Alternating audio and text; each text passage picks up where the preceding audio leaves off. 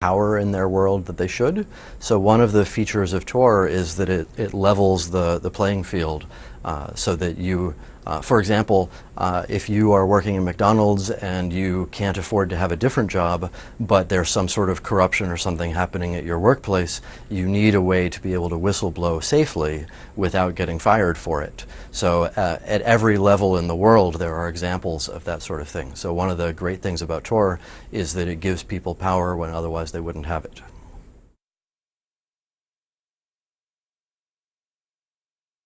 There are a lot of people out there who have influenced Tor and what sorts of things we work on.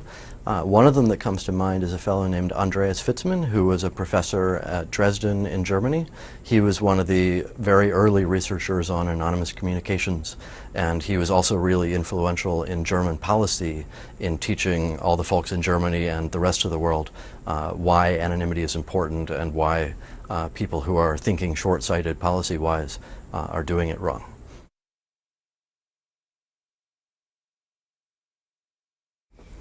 A lot of it is answering email these days. We built a huge community of people who care about privacy and anonymity in Tor, and they all want to help in some way. So a day in my life is trying to help coordinate everybody and give them feedback and make them feel that what they're doing is worthwhile and actually helping.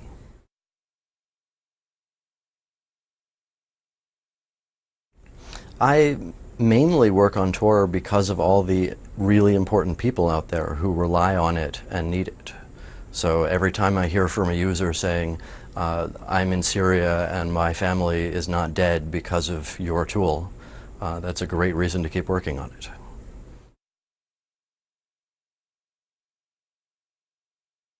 In terms of anonymous communications, there are a lot of great professors out there who do a lot of really interesting work, but I think in terms of who I admire most, it's the bloggers and activists around the world who are trying to teach people how to be safe on the internet and trying to learn themselves how to be safe on the internet in the face of pretty strong adversaries.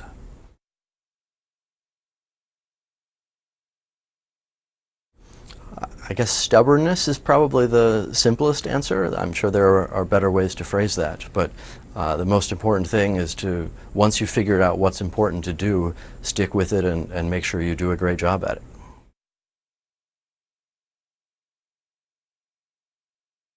A lot of the reason why people work on Tor is the broader impact to society. There are a lot of groups out there who rely on Tor to stay safe for whatever they're doing.